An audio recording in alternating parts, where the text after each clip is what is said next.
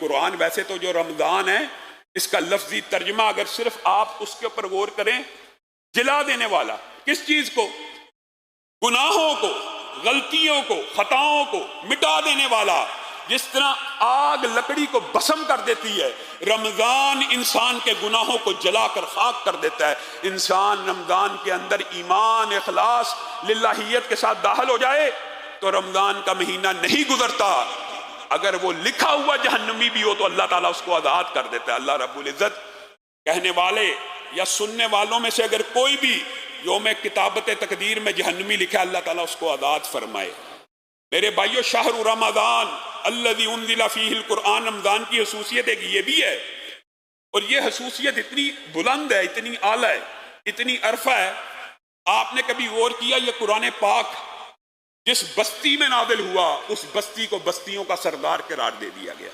یہ قرآن پاک جس نبی پہ نازل ہوا اس نبی کو نبیوں کا سردار قرار دے دیا گیا۔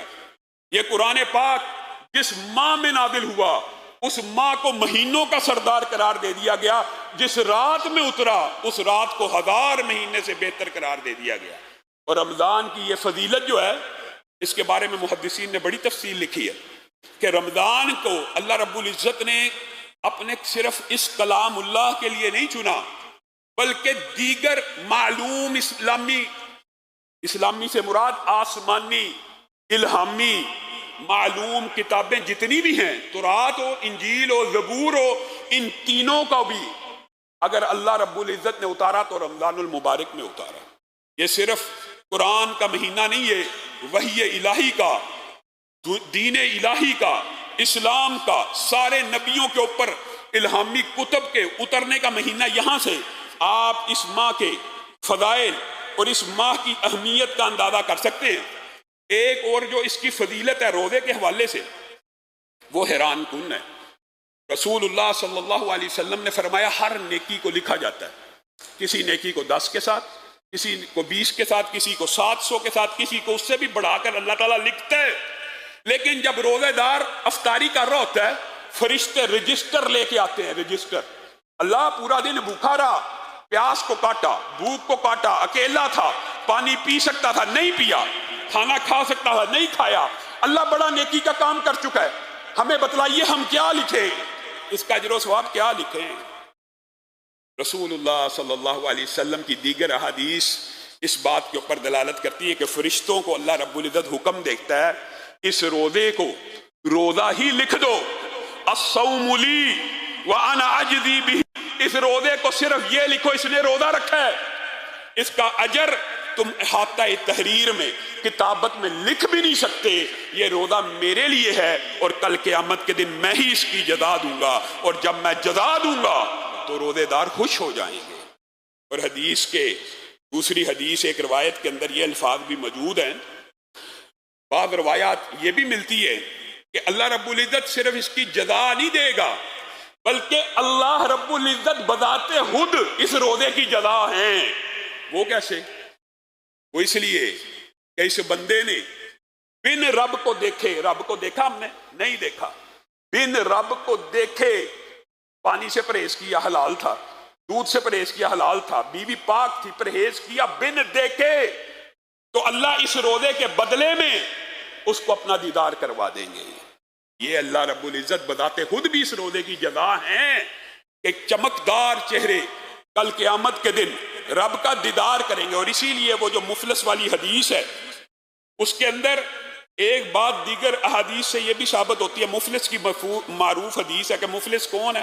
نیکیوں کے پہاڑ لے کے آ رہا ہے، پہاڑ، کسی کو گالی دی ہے، کسی کا مال کھایا، کسی کو برا بلا کہا ہے، نیکیاں چھن گئی، برائیاں ڈال رہی، برائی نہیں کی، چوری نہیں کی، ڈکیتی نہیں کی، لیکن لوگوں کا اتنا حق کھایا ہے کہ ان کے برائی کے اعمال اب تیرے پہ ڈال دیے جائیں گے۔ بعض روایات اس بات کے اوپر دلالت کرتی ہیں کہ جب ساری برائیاں بھی ڈل جائیں گی، اس کی نیکیاں بھی ختم ہو جائیں گی، تو بعض حقدار ابھی بھی باقی ہوں گے، اور وہ اللہ کو کہیں گے اللہ اگرچہ آپ نے اس کی ساری نیکیوں کو تقسیم کر دیا ہے اور برائیوں کو ہماری کو اس کے اوپر ڈال دیا ہے، کچھ حقدار ابھی باقی ہیں، ایک نیکی ایسی چھپی ہوئی چمکدار ہے جو ہمیں نظر آ رہی ہے، آپ اس کو تقسیم نہیں کرتے، آپ اس کو تقسیم نہیں کرتے.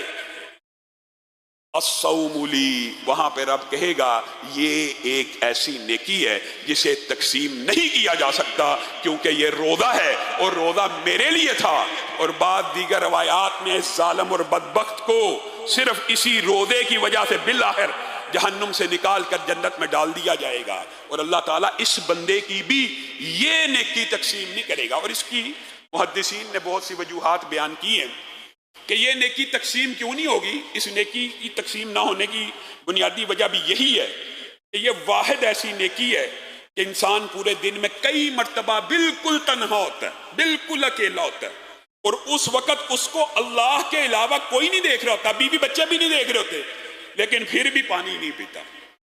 واقعی یہ نیکی ہے کہ جس کے اندر یہ ملکہ، یہ اسی لیے رسول اللہ صلی اللہ علیہ وسلم نے فرمایا تھا اس روزے میں ایک خصوصیت یہ بھی ہے، یہ نفس کو، شہوانی خواہشات کو کنٹرول کرتا ہے. جو شادی چاہتا ہے اور اس کی شادی نہیں ہو رہی، وسائل نہیں ہے، وہ کیا کرے؟ روزہ رکھے. وجہ کیا ہے؟ یہ کنٹرول، ضبط نفس سکھاتا ہے، کیونکہ یہ واحد ایسی عبادت ہے جو ہر وقت 24 گھنٹے میں آپ کی یہ تربیت اور ٹریننگ کاری ہوتی ہے. رب دیکھ رہا ہے، رب دیکھ رہا ہے، رب دیکھ رہا ہے. اسلام کا مقصود، شریعت کا مطلوب بھی صرف یہی ہے، اور رمضان کو اسی لیے آپ کے اوپر فرض کیا گیا تاکہ آپ متقی بن جائیں. آپ کے اندر یہ احساس بیدار ہو جائے، یہ احساس بیدار ہو جائے کہ ایک رب ہے. ان تعبد اللہ کأنک ترا، حقیقت میں اسلام آپ سے یہ چاہتا ہے کہ اللہ کی ایسی عبادت کریں کہ گویا آپ رب کو دیکھ رہے ہیں.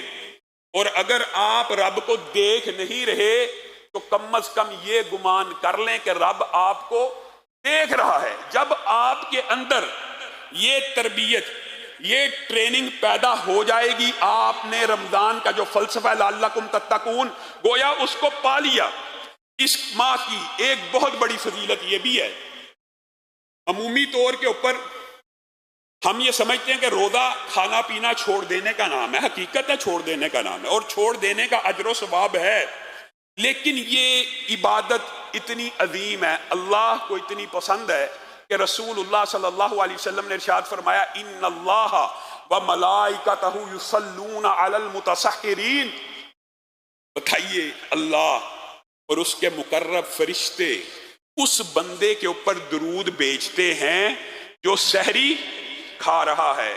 جو سحری، یہاں پہ یہ ذکر نہیں ہے جو روزہ رکھ رہا ہے یا جس نے کھانا چھوڑ دیا ہے، یہاں پہ ذکر کیا ہے جو کھانا کھا رہا ہے، جو سحری کر رہا ہے. اللہ اور اس کے فرشتے اس کے اوپر درود بھیجتے ہیں جو کھانا کھا رہا ہے. سحری کا وقت نیت یہ ہے کہ روزہ رکھوں گا، لیکن ابھی شروع نہیں کیا. آپ مجھے خود اپنے دل سے، اپنے دماغ سے پوچھ کے سوچ کے بتائیے، اگر اللہ اور اس کے فرشتے کھانا کھانے والے کے اوپر درود بھیج رہے ہیں تو جس وقت آپ نے روزہ رکھ لیا ہوگا، کھانا چھوڑ دیا ہوگا، اس کا اجر و ثواب کیا ہوگا؟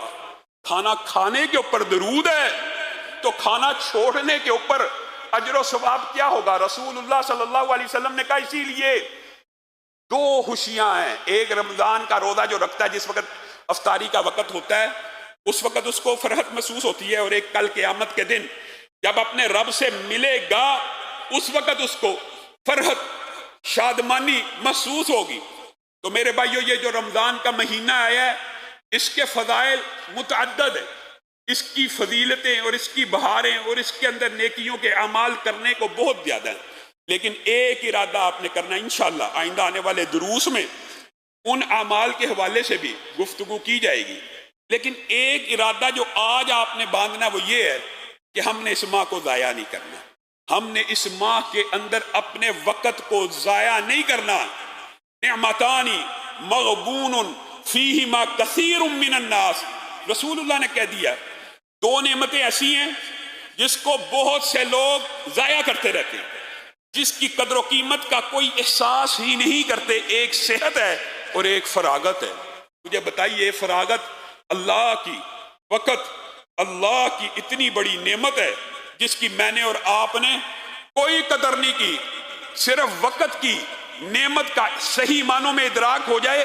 آپ ذرا کیلکولیشن کیجئے تیزی سے. 1 منٹ، میں 1 گھنٹے کی بات نہیں کر رہا، 10 منٹ کی بات، 15 منٹ کی بات نہیں کر رہا، 1 منٹ میں کوئی روانی سے پڑھنے والا قل ہو اللہ، صرف قل ہو اللہ اگر پڑھنا چاہے تو 12 دفعہ پڑھ سکتا ہے 1 منٹ کے اندر، صحیح آرام سے 1 منٹ کے اندر 12 دفعہ قل ہو اللہ پڑھی جاتی ہے، اور 3 دفعہ صرف قل پڑھنے سے کتنا اجر و ثواب ملتا ہے؟ قرآن پاک کی تلاوت کا اجر و ثواب صرف 3